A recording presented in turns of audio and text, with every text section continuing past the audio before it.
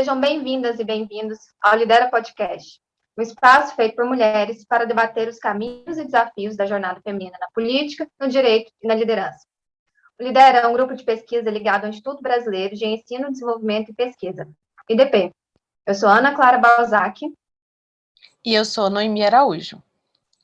Encarceramento, substantivo masculino, ato ou efeito de encarcerar. Para o sistema de justiça, é o ato ou efeito de prender alguém em local destinado para esse efeito. O governo brasileiro mantém os dados da população carcerária brasileira por meio da base de dados Infopem, do Departamento Penitenciário Nacional, DEPEN, ligado ao Ministério da Justiça. Segundo essa mesma base de dados, em 2019, o Brasil tinha uma população prisional de mais de 773 mil pessoas. O presidente Jair Bolsonaro comemorou em suas redes sociais esse dado, pois significaria menos bandidos nas ruas. Segundo o relatório mais recente do World Prison Brief, de dezembro de 2020, a respeito do encarceramento feminino, o Brasil ocupa a quarta posição entre os países com maior número de mulheres presas. E dados do Ministério da Justiça apontam que, somadas, as mulheres presas segundo o relatório mais recente do World Prison Brief, de dezembro de 2020, a respeito do encarceramento feminino. Nossa, Jance, desculpa. Vou voltar. Segundo o relatório mais recente do World Prison Brief, de dezembro de 2020, a respeito do encarceramento feminino, o Brasil ocupa a quarta posição entre os países com maior número de mulheres presas. E dados do Ministério da Justiça apontam que as mulheres presas negras totalizam 63,55% da população carcerária nacional. Para ouvirmos e aprendermos mais sobre a população carcerária, negros e mulheres no Brasil, convidamos hoje Vitória Buzzi, advogada criminalista no escritório de Macedo Buzzi Souza, mestranda no UNB, integrante do Comitê Nacional de Prevenção e Combate à Tortura do Ministério dos Direitos Humanos e da Comissão Nacional de Direitos Humanos do Conselho Federal da OAB. Vitória, seja bem-vinda. Obrigada, Ana. Obrigada, Noemi. É um prazer estar aqui debatendo esse tema tão importante e agradeço imensamente o convite. Vitória, no início do nosso episódio, nós apresentamos o conceito do encarceramento. Contudo, há um outro conceito, né? O encarceramento em massa. No que ele consiste?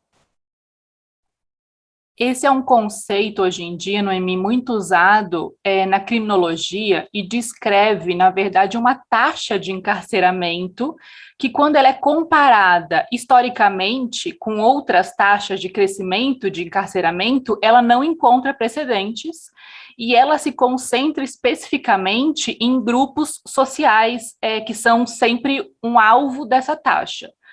Então, primeiro, nós temos uma população prisional que cresce muito em pouco espaço de tempo e de forma consideravelmente maior que o padrão até então observado. E, em segundo lugar, nós sabemos que esse aprisionamento ele é direcionado em grupos inteiros, em grupos específicos de uma população. Nós podemos dizer, inclusive, que esse encarceramento em massa ele é resultado de escolhas sociopolíticas de um país, né? São escolhas sociopolíticas que um Estado faz. O que eu quero dizer com isso? Não é algo aleatório que a gente observa em determinado momento numa sociedade. O encarceramento é assim, vou dar um exemplo. Se amanhã o Brasil ele decide que ele vai punir com muito rigor os chamados crimes de colarinho branco, ou seja, corrupção, lavagem de dinheiro, crimes tributários, e ele decide que essas penas para os crimes serão sempre de reclusão, ou seja, a pessoa tem que ser encarcerada, né, numa penitenciária, serão penas altas, e que toda a investigação da polícia brasileira vai se voltar a apurar esses crimes. Quando a gente, nesse contexto que eu estou falando, que é hipotético, entrar em uma penitenciária, provavelmente nós veríamos ali um grande número de homens brancos, de classe social alta, de alta escolaridade, porque é esse o perfil que no Brasil detém o capital considerável para conseguir cometer esse tipo de delito. Então, é esse o perfil que o suposto encarceramento em massa na nossa sociedade fictícia veria dentro das penitenciárias. E eu dei esse exemplo completamente hipotético para a gente chegar na realidade do Brasil, né? O Brasil escolheu, isso não é aleatório, o Brasil escolheu encarcerar a população negra no nosso país. Então, nós escolhemos investir em prisões ao invés de políticas públicas. Quando nós vamos olhar, então, o encarceramento em massa no Brasil, nós vamos ver que o grupo dele, o grupo específico, o grupo-alvo, é a população negra. Vitória, hoje, por coincidência, eu estava ouvindo um podcast do Mano Brown. Ele lançou um podcast agora, muito interessante, que o primeiro episódio foi com Drauzio Varela, que, inclusive, trabalhou muito tempo no sistema penitenciário e escreveu diversos livros, e ele traz, entre outros dados, que quando ele entrou no presídio pela primeira vez, nos anos 90, tinha 90 mil presos. Hoje tem 750. Então, como você disse, o Brasil vem aplicando essa política de escolher e encarcerar em massa. E há alguma relação, como apontou o presidente da República, entre o número de encarcerados e a diminuição da criminalidade? Olha, Ana, eu acho que esse mito, que é um mito, né, eu já começo respondendo aqui, ele se responde de uma maneira muito simples. Se hoje o Brasil ele tem a terceira maior população carcerária do mundo, né? Nós somos a terceira geral e a quarta em número de mulheres. E, ao mesmo tempo, paralelamente a isso, nós notamos que na população o sentimento é de que o Brasil é um país da impunidade, é um país em que cometer crime vale a pena, é um país em que bandido, entre aspas, né, tem muita regalia, não paga pelo que fez, e nós nunca aprendemos tanto, né, no país, a nossa taxa de encarceramento nunca foi tão alta, seguimos sendo um dos países mais violentos da América Latina. É claro que essa correlação que o presidente não tem o menor sentido, né? Então, nós prendemos muito, e mesmo assim, a nossa criminalidade, entre aspas, não diminui. Qual será a relação entre encarcerar cada vez mais e termos cada vez mais crimes no Brasil, né? E eu vou colocar isso entre aspas, porque eu não sei se existe hoje em dia realmente evidência de que o Brasil tem aumentado o número de crimes ou crimes violentos. É um dado que me foge nesse momento. Então, tem uma relação que é mais importante de ser feita do que encarcerar mais para diminuir a criminalidade. É de que, no Brasil, pelas escolhas sociopolíticas que nós fizemos, a prisão ela não serve para prevenir crimes ou punir criminosos. As nossas prisões cresceram e crescem em torno da ideia de gestão e de controle de corpos, e são corpos específicos, porque são sempre os corpos negros. Então, a nossa prisão não tem nenhuma função de reabilitação, de ressocialização, como ela se anuncia, né? É claro que se ela não tem essa função, vai ser difícil a gente imaginar que ela possa diminuir a criminalidade no país. Então, nós precisamos tirar o encarceramento de um problema que se supõe que é da justiça criminal, que a polícia falhou, que o sistema judiciário falhou, para começar a enxergar ele como um problema de justiça racial. Né? Não é pelos crimes, né, que nós estamos prendendo, é um sistema de gestão de corpos, de gestão de atitudes que são consideradas mais reprováveis que outras na nossa sociedade. Então, é a partir desse debate que a gente começa, então, a entender se a prisão é ou não capaz de cumprir o objetivo que ela declara, né, que é de deixar uma sociedade mais segura. E pensando até nisso, né, Vitória, que você fala sobre ser uma decisão socioeconômica, né, existem trabalhos de análise sobre o encarceramento no Brasil que trazem esse histórico de encarceramento desde os navios negreiros, né, as celas das cadeias hoje, tratando justamente dessa população negra, né, dos corpos negros encarcerados. Então, qual seria essa relação bem direta entre escravidão e o encarceramento, e como que o encarceramento impactou significativamente as mulheres negras ao longo da história?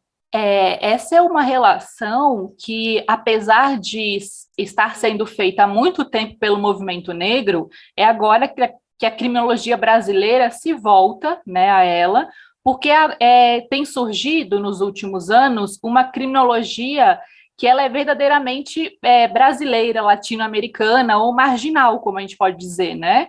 Não conseguimos mais importar teorias europeias ou americanas que vão tratar esse encarceramento, essa relação mais com a pobreza, se no Brasil a pobreza tem cor e ela é negra. Então, a gente tem que tratar o encarceramento como uma questão de raça no país. E nós sabemos que no Brasil a população prisional ela não é multirracial, ela é negra, né? A gente reforça isso várias vezes porque isso é um dado importantíssimo nosso. 2 em cada 3 presos no Brasil são negros. Então a nossa população ela é específica, né? Ela é negra, ela é jovem, ela tem baixa escolaridade e ela está privada da sua liberdade por crimes que são relacionados ao tráfico de drogas. Como eu disse anteriormente, nós estamos falando de um encarceramento em massa, e esse encarceramento em massa é voltado para um grupo específico da população. Essas escolhas que o Estado tomou e continua tomando desde o fim da escravidão foram direcionadas a encarcerar de maneira prioritária um grupo populacional, e essas escolhas visavam criminalizar a cultura e a memória afrodescendente no Brasil. Então, novamente, não foram escolhas aleatórias. O Estado ele fez uma escolha que segue fazendo até hoje, quando escolhe voltar todo o sistema de justiça criminal à guerra às drogas, que novamente faz suas vítimas nos corpos negros. Se desde o fim da escravidão no Brasil, toda a política prisional e toda a política policial é voltada para os crimes que eram os crimes cometidos pelos negros, ou seja, criminalizaram os seus ritos, as suas danças, a sua religiosidade, criminalizaram o que chamaram de vadiagem, porque a gente sabe que quando a escravidão terminou, os negros libertos, eles não foram incorporados pelo sistema de trabalho formal brasileiro. Pelo contrário, eles não tinham ocupação, então eles viviam de um trabalho informal nas ruas. Quando você criminaliza o que eles chamam de vadiagem, você criminaliza a pessoa que está na rua, só que sem uma ocupação específica. Quem eram essas pessoas? Os negros. Hoje em dia, nós sabemos também que os crimes que o Estado escolheu apurar com maior rigor são crimes geralmente cometidos pela parcela mais baixa da pirâmide social, que necessariamente no Brasil são os pobres e negros. E, Vitória, pegando um gancho nisso que você falou, de guerra às drogas e de escolhas políticas e sociais para a criminalização, a gente vê que muitas políticas como muito punitivistas, o STF mesmo recentemente vem reclamando que está subindo muitos casos que eles consideram insignificantes no Supremo. Por que essas pessoas... Não, o problema não é o STF analisar a vida dessas pessoas, o problema é porque essas pessoas estão sendo presas, né, por tão pouco. E as guerras às drogas, então, assim, como que tudo isso impacta na população carcerária e se as políticas também de austeridade, que você falou que sobre negro e pobre, né, são os que estão sendo mais presos. Como eu falei anteriormente, Ana, e você inclusive mencionou no início do nosso episódio, nós temos uma população carcerária que cresce de maneira alarmante. Então, enquanto nos anos 90, até 1990, a nossa população tinha pouco mais de 90 mil pessoas, nós tivemos, desde então, um aumento de mais de 700% dessa população. Especificamente, entre os anos de 2000 a 2016, a população carcerária masculina aumentou quase 300%, enquanto a feminina aumentou mais de 650%. Nós estamos falando de uma população que não para de crescer. E a resposta do poder público sempre parece a de construir mais prisões, né? Então, o governo, o Estado, ainda não entendeu que não importa quantas prisões forem construídas, nós nunca daremos conta da demanda do sistema de justiça criminal, porque é uma conta que é feita para dar errada, né? Ela não tem como fechar. Nós construímos prisões e continuamos lidando de maneira contínua com a superpopulação carcerária.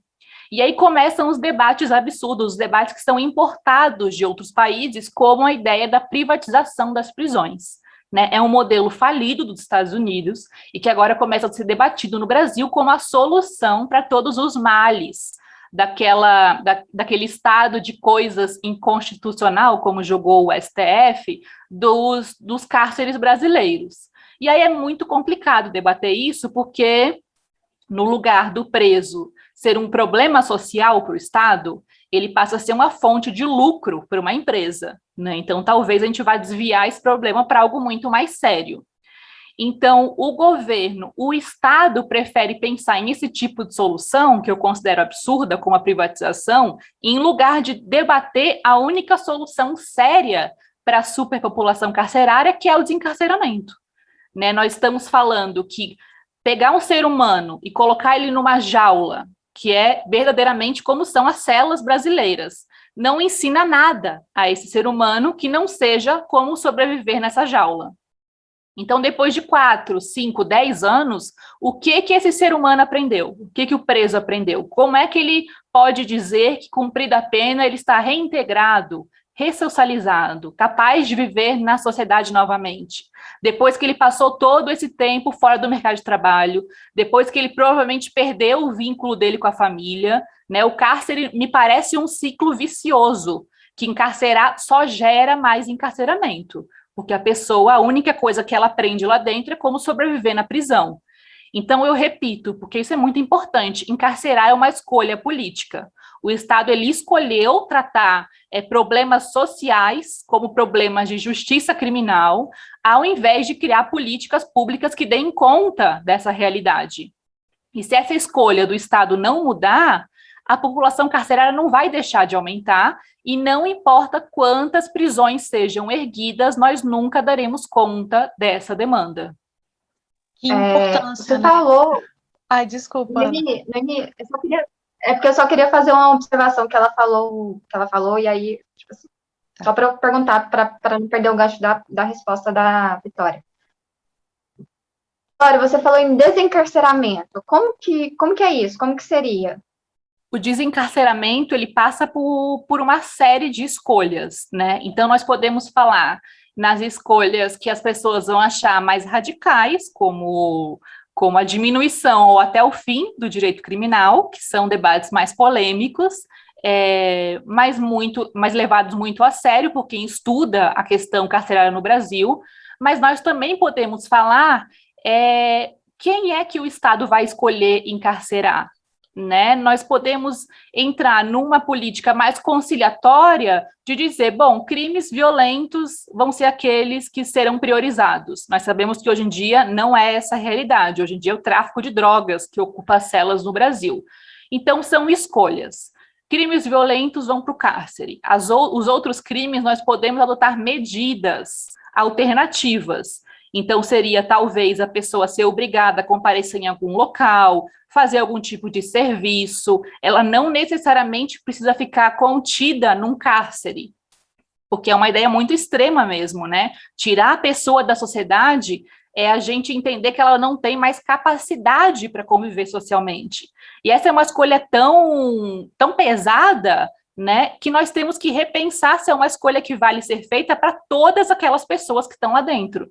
Nenhuma daquelas 800 mil pessoas tem capacidade de conviver na sociedade, ou a gente consegue pensar em políticas alternativas que não envolvam o cárcere, mas que envolvam outras medidas em que a pessoa pode sair para trabalhar, mas tem que fazer alguma contraprestação, algum serviço comunitário, outras formas que já são debatidas, e inclusive pensar num direito penal mínimo. Não é tudo que vale a pena virar processo penal. Né? A gente tem no processo penal o princípio da insignificância, que é muito pouco aplicado. Não é qualquer furto, qualquer tipo de crime que merece chegar no poder judiciário. Então, essas medidas são várias, na verdade, é uma política mais ampla e que, por fim, visa não recolher a pessoa ao cárcere, né? Não encher mais ainda as prisões brasileiras que já estão superlotadas. Eu ia comentar anteriormente como que, puxando sardinha, né, para o nosso lado, esse episódio e todo esse debate é tão importante para a população, para desmistificar mesmo esse senso comum, né, de que a solução, né, da criminalidade, da insegurança no país é encarcerar. Então, desde já, eu já te agradeço, Vitória, por essa contribuição, e vai muito ao encontro, inclusive, do que o Instituto Terra, Trabalho e Cidadania, o ITCC, que é uma organização de direitos humanos fundada em 97, defende, né, porque a visão deles é erradicar a desigualdade de gênero, garantir direitos e combater o encarceramento, porque o cárcere em si, como mesmo você falou, é uma violação de direitos e que tem atingido de forma mais intensa as mulheres.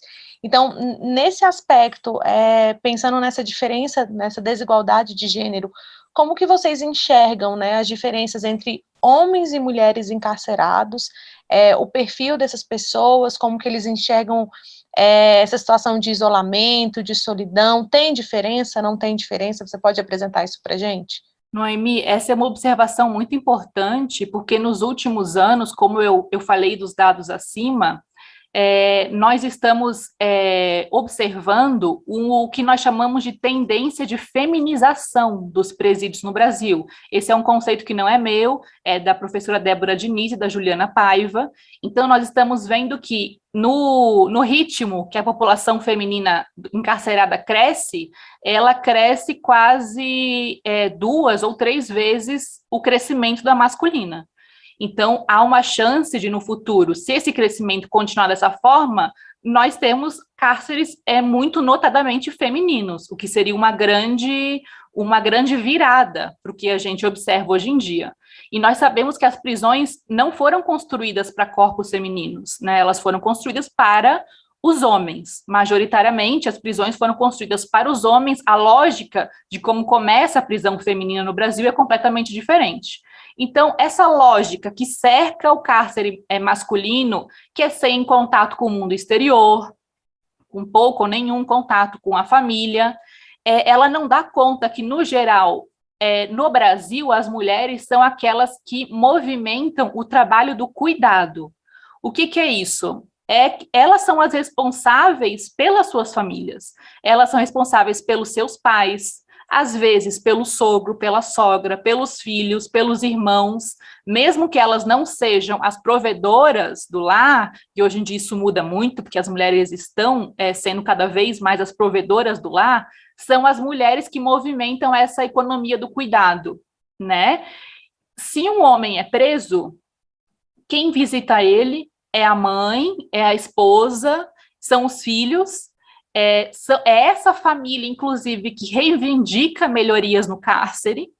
São essas famílias que são as responsáveis por fornecer tudo aquilo que o Estado não dá conta de fornecer, produtos de higiene, roupa de cama, muitas vezes, em muitos lugares do Brasil, inclusive comida, marmita, é a família que fornece. Então, nós temos um homem preso e as mulheres fora do cárcere, movimentando toda essa economia do cuidado do homem preso. Se a mulher é presa, já é outra questão. Nós notamos o abandono familiar. A família raramente visita, e, em sua maioria, o companheiro ou o esposo acaba arranjando outra companheira e para de visitar a mulher no cárcere. Então, são prisões que, apesar de serem muito menos violentas, nós não temos massacres em prisões femininas, como temos nas masculinas, são também lugares de muito abandono, de muita precarização, de muita ausência de afeto, de produtos materiais. A cela em si, a instituição em si, o espaço físico é muito mais sucateado. Então, essa realidade, pensada da perspectiva da mulher, é uma realidade de muito abandono. E pensada, inclusive, da perspectiva do cuidado, de que ela geralmente vai ser responsável pelos filhos menores ou maiores de idade do casal, tem que se pensar que punir uma mulher também, em algum limite, é punir a sua família, é punir os seus filhos, que vão ser privados do contato materno. Então, essa abordagem criminológica para a mulher, ela tem que ser observada de uma maneira muito mais ampla, né? Prender uma mulher e um homem envolvem outros tipos de consequências sociais, podemos dizer assim. né, não são similares, não são simétricos. E você falando sobre essa diferença, no análise geral dos dados apresentados pelo relatório temático sobre mulheres privadas de liberdade, elaborado pelo DPEM, o chamado Infopem Mulheres, registrado de junho de 2017, indica que a maioria das custodiadas brasileiras são jovens, negras, pobres e com baixa escolaridade. Mais que acesso a bens materiais, a ampliação de... Gente, desculpa, Jance, eu vou voltar. Desculpa, gente. Jance, voltando. Pegando esse gancho de você falando sobre as mulheres encarceradas, no análise geral do relatório temático sobre elas, realizado pelo DPEM em junho de 2017, indica que a maioria das custodiadas brasileiras são jovens, negras, pobres e com baixa escolaridade. Somadas, elas representam 63,55% da população carcerária, sendo que 60 foram presas por crimes como o tráfico de drogas, que você também já falou. E em 37,67% dos casos, elas estão presas de forma provisória, sem condenação. Mais do que acesso aos bens materiais, a ampliação na distribuição de suplementos básicos diários, é previsto no artigo 11 da Lei de Execução Penal. Uma das principais buscas tem sido a redução do encarceramento, como você também já falou. Só que na sociedade, Noemi, eu vou pular isso. Você pediu para eu pular para 7, mas... aí depois eu falei, ou talvez não. Foi mal, não deu tempo. Eu não vi. Não, tudo bem. É porque a gente vai conversando, tipo assim, pula para tal pergunta, pula para tal pergunta. E aí eu fui lendo, gente, mas a gente já respondeu essa pergunta. Não, é porque eu só ia pedir para ela especificar, por exemplo, talvez, pensando nessa questão do encarceramento, especificamente para as mulheres, né? Então, gestantes, lactantes, talvez você não precisasse falar dos dados, mas dessa questão das ações... Você pode perguntar, porque vai encaixar justamente na sua pergunta. Aí você já pergunta, e como que é com as gestantes, lactantes? Então tá, peraí. Gente, vamos voltando aqui rapidinho.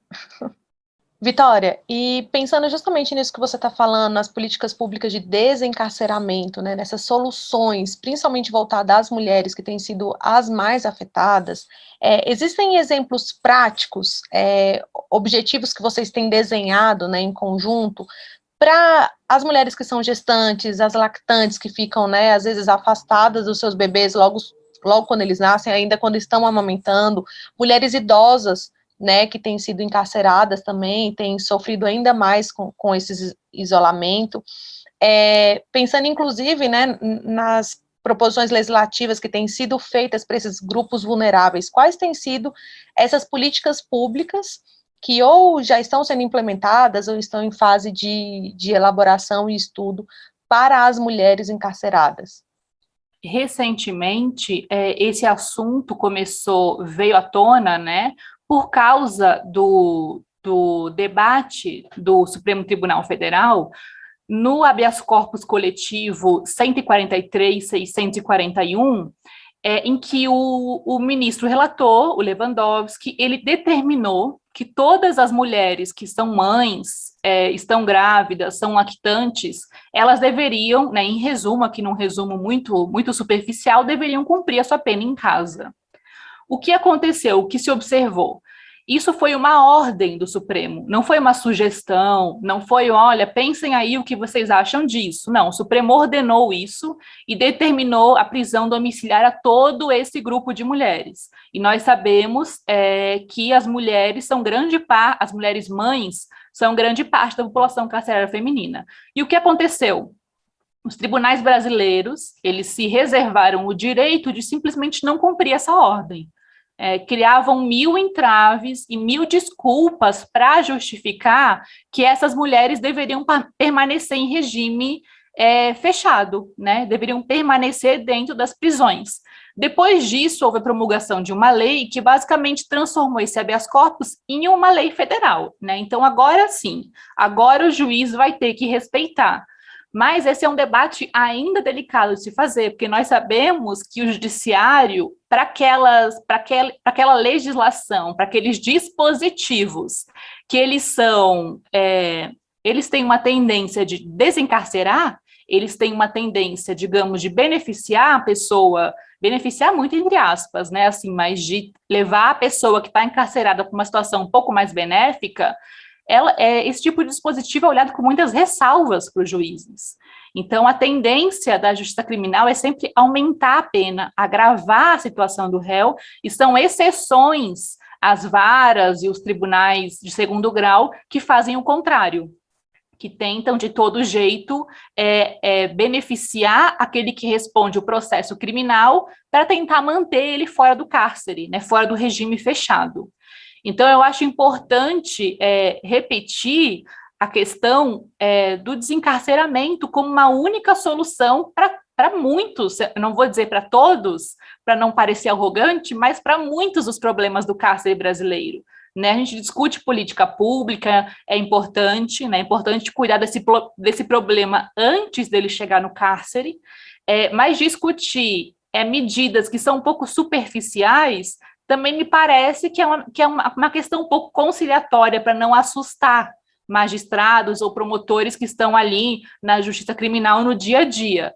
Mas a resposta é muito mais radical do que isso, né? E muitas vezes o que nós percebemos é que, a exemplo desse habeas corpus coletivo do Supremo e a exemplo da legislação federal que veio depois, transformando em lei essa decisão do Supremo, dizendo assim grosseiramente, há ainda uma questão, um freio muito grande nos juízes e promotores que trabalham nas varas criminais de fazer valer isso, né, de fazer valer e de que a defesa não tenha que chegar até o STJ, até o STF, para implorar que alguém, por favor, aplique aquela lei que é, sim, direito daquela pessoa que responde o processo criminal, mas que não tem sido aplicada desde a origem. Então, há uma mudança de um contexto sociopolítico para que políticas públicas se voltem nessa direção de cuidar de alguém antes que chegue ao cárcere, uma mudança de mentalidade e a gente parar de ver a prisão como uma solução para tudo. A Angela Davis, ela mesmo diz que a gente normalizou as prisões no mundo. A gente olha para aquilo como uma instituição que ela existe. Não questionamos se ela deveria existir ou não, ela só existe, ela está lá, no nosso horizonte. E quando criam mais prisões, a gente também não questiona. Bom, precisa de mais cela, precisa de mais lugar para prender gente, então é claro que tem que criar mais prisões. A gente não questiona se aquela prisão deveria ter um dia sido criada, e se mesmo criada, ela deveria continuar existindo. Esse é o questionamento mais profundo do que hoje em dia ficar tentando criar políticas para remediar uma situação que desde a sua gênese já me parece absurda. Vitória, agora na pandemia, teve muita gente discutindo a necessidade de vacinar os presos, ou mesmo utilizá-los como cobaias, o que é um absurdo, algo eugenista, né? E como que foi o enfrentamento da pandemia dentro do sistema prisional? Esse é um debate que ele é muito delicado de ser feito, porque, enquanto integrante desse Comitê Nacional de Prevenção e Combate à Tortura, nós atuamos em todos os espaços de privação de liberdade no país. Então, isso vai muito além só da prisão, né? São espaços socioeducativos, são hospitais de custódia, são instituições de longa permanência.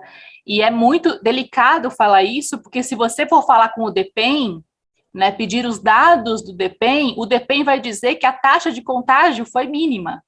Mas a nossa suspeita é de que o tipo de informação, de evidência produzida dentro do cárcere é completamente manipulável. É claro que não existe Covid dentro do cárcere se você não for até o cárcere descobrir quantos estão infectados. Então, a taxa de infecção é zero numa penitenciária porque nenhum preso foi testado. Então, eu não sei quantos lá dentro estão infectados com Covid.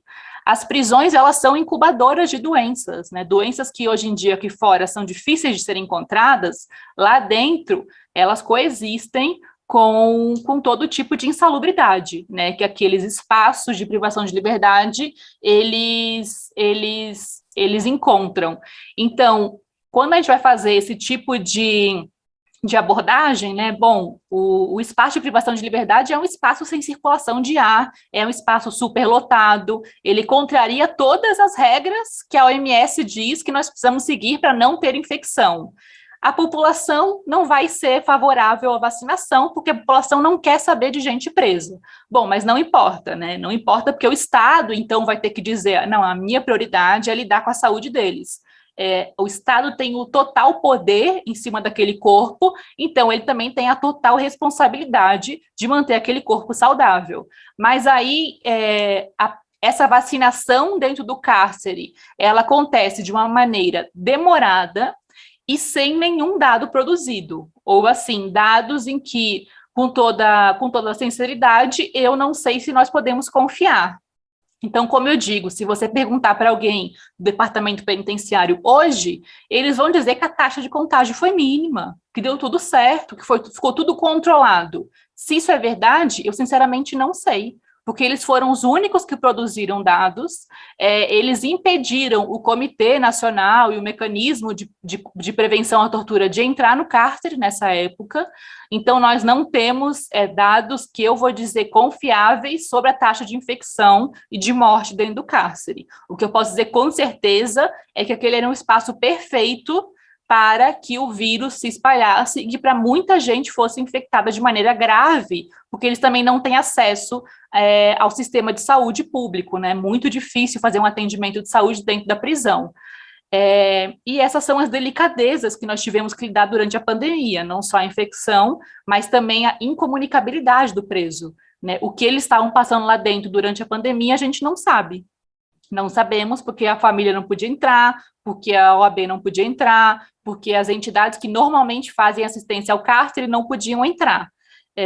Então, hoje em dia, nós vamos, com certeza, com o tempo, entender melhor as consequências disso no cárcere. E acho que, por enquanto, é cedo para esse tipo de conclusão.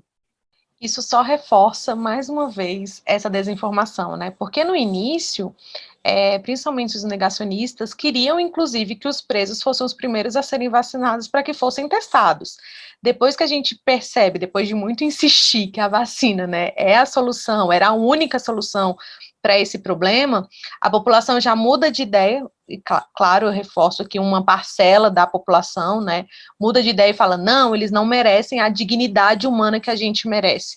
Então, é absurdo, assim, a gente já tem, às vezes, um conhecimento geral sobre isso, mas você trazendo esses dados, inclusive, Vitória, só reforça nessa necessidade da gente trazer conscientização, né? Como que a gente pode fazer isso, inclusive já encaminhando para o final desse nosso debate tão rico, como que a gente consegue trabalhar essa conscientização da população contra o encarceramento, convencendo-a de que o punitivismo não é a melhor opção, como que tem sido feitas as campanhas, se é que tem sido feitas campanhas junto com o legislativo, com o judiciário e o executivo, para tentar, de fato, trazer essas informações, ou se ainda é muito incipiente, se não tem atingido, de fato, a população no geral como deveria.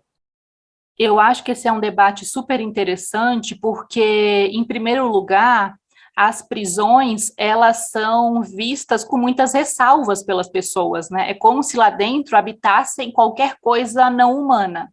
Nós não nos vemos lá dentro, nós não nos enxergamos naqueles seres humanos que estão lá dentro. A exemplo do que aconteceu com essas declarações de que os presos deveriam ser cobaias, é interessante que a pessoa que diz isso, se ela fizesse um pouco de autocrítica, autoanálise, ela perceberia que em algum grau na vida dela, ela é criminosa. Seja numa sonegação, seja num delito de trânsito, em algum grau na nossa vida, nós não agimos exatamente de acordo com a lei. A diferença é que o Estado escolheu ignorar essas nossas infrações, esses nossos pequenos delitos, e não ignorar esses delitos da população que está encarcerada. Então, assim, começa aí um exercício de se enxergar em quem está dentro da prisão, né? E esse é o primeiro exercício para tirar a prisão da invisibilidade.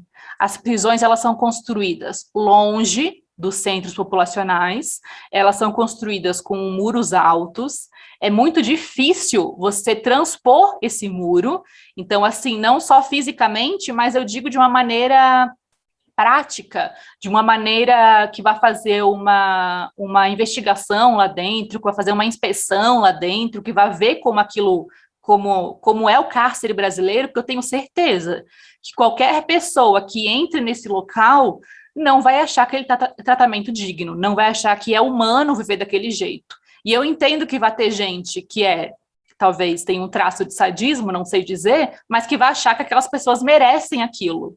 E, enfim, talvez aí a pessoa tenha que resolver isso na terapia dela, não tenho certeza qual a solução para ela. Mas para a gente, né, vou me colocar nesse grupo de pessoas que não aceitam o cárcere na medida que ele é, enquanto local sem nenhuma dignidade humana, enquanto local em que não existe vida saudável, seja ela física ou psicológica, a prisão tem que sair da invisibilidade. As pessoas têm que entender o que acontece lá dentro, as pessoas têm que se enxergar na pessoa que está lá dentro, porque são pessoas que também merecem uma vida digna, não importa o que fizeram, e aí começa a conscientização de que o superencarceramento, de que encarcerar e fazer as pessoas viverem como bichos lá dentro não é a solução.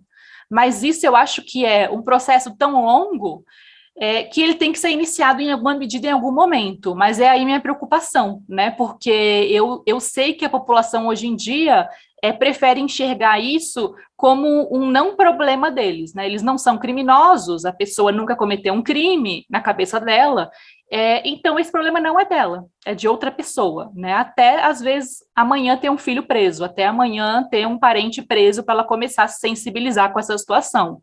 Mas a mudança, ela perpassa por todos os poderes, isso eu não tenho a menor dúvida, mas por uma tomada de consciência, que ela não é automática, né? Ela exige educação, de se enxergar naquela pessoa lá dentro e parar de invisibilizar essa situação que é o cárcere brasileiro. Pessoal, então, por hoje é isso. Hoje tivemos a presença da Vitória Buzzi, advogada criminalista. Vitória, eu gostaria de agradecer, assim, mas muitíssimo pela sua participação. Esse é um tema muito delicado que a gente se propôs a debater, de uma população que é invisibilizada, de uma população que sofre, né, porque o cárcere é um sofrimento, é uma forma a gente que considera uma forma de tortura, e uma ausência também na vida das famílias da pessoa encarcerada, né? Então, assim, ao mesmo tempo, também é uma mistura de sentimentos, porque todo mundo quer a vingança, né? Quer a punição por algo que foi errado, que foi feito, e mistura também o moralismo. E eu só tenho a agradecer mesmo, foi um episódio muito rico, muitíssimo obrigada, seja sempre bem-vinda ao Lidera. Muito obrigada mesmo, viu? Obrigada, Ana, obrigada, Noemi, eu que agradeço a possibilidade de estar aqui com vocês, fazendo esse debate que é muito necessário, né? Espero que a gente tenha conseguido tocar de alguma forma as pessoas que estão nos ouvindo para que comecem a repensar nessa ideia de que o encarceramento poderia resolver qualquer coisa. Eu acho que, pelo contrário, ele tem criado mais problemas. Muito obrigada. Vitória, faço das palavras da Ana, minha também, foi incrível, acho que esse é só uma sementinha aqui que o Lidera está fazendo para que esse debate consiga alcançar toda a população, aos nossos ouvintes aqui, e outros grupos, né, de mulheres, de negros, enfim. Foi uma honra ter você aqui com a gente, de verdade, o conhecimento, o aprendizado foi riquíssimo, e aproveitando esse espaço da gente se despedindo, eu queria que você pudesse falar para a gente, e para as pessoas que estão nos ouvindo, onde te encontrar, se tem sites, como que a gente pode acompanhar o seu trabalho, e da Comissão Nacional que você faz parte, conta aqui para a gente onde a gente se encontrar, e a gente se despede, realmente agradecendo muito por você ter aceitado esse convite e participado aqui com a gente. Eu sou é assim que se fala, né, para divulgar as redes sociais, @Vitória Buzzi no Twitter, é onde eu passo o dia falando bobagem e um pouco de política também, especialmente nas pautas que me cabem, né, de justiça criminal e criminologia, e no site do escritório, é claro, macedobuzisouza.com.br, que tem todos os meus contatos. E ficaria muito feliz de continuar esse debate, né, em outros locais, com as pessoas que se interessam pelo tema. Acho que a gente pode encerrar, né, Jancy? Depois eu gravo o finalzinho. Pode ser, então. Vou pausar. Vitória, e na experiência internacional, quais são os países que têm conseguido controlar a sua população carcerária para não virar um encarceramento em massa? Hoje em dia, nós já temos evidências que comprovam que os países que investiram pesado nessa política de bem-estar social, né, ou seja, em políticas de assistência, em emprego pleno, em um país em que a população está bem alimentada, está empregada, né, tem os filhos em um colégio bom, ou tem os filhos em uma creche, são países que conseguiram controlar os índices de criminalidade e, por consequência, esvaziar suas prisões. Eu não lembro em que país, inclusive, que estavam, europeu, certamente, agora eu não lembro em que parte da Europa, eles estavam fechando as prisões, ao invés de estar pensando no Brasil em criar, construir mais prisões, eles estavam fechando as prisões por falta de presos. E era um Estado que tinha investido de maneira pesada em políticas assistenciais. Né, mesmo passando por essa onda de recebimento de imigrantes, isso não foi justificativa para eles construírem ou manterem prisões.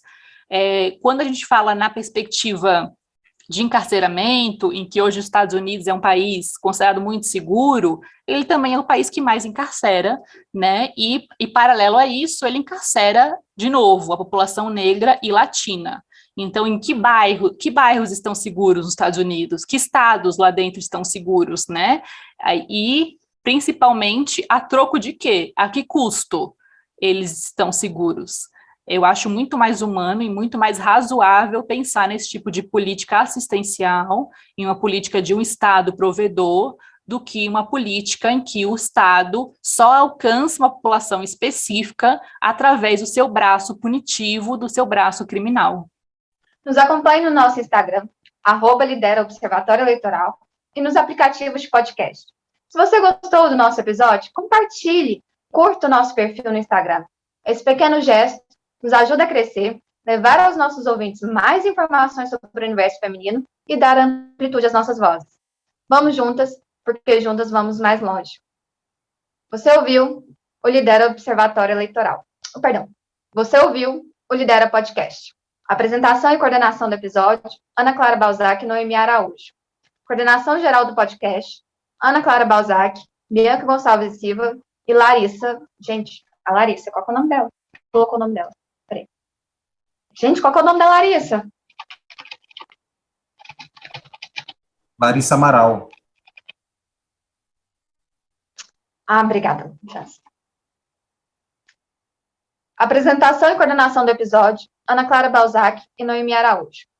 Coordenação geral do podcast, Ana Clara Balzac, Bianca Gonçalves e Silva e Larissa Amaral. Coordenação acadêmica, Maria Dulce Vera. Produção e trabalhos técnicos, José Jancy Marques.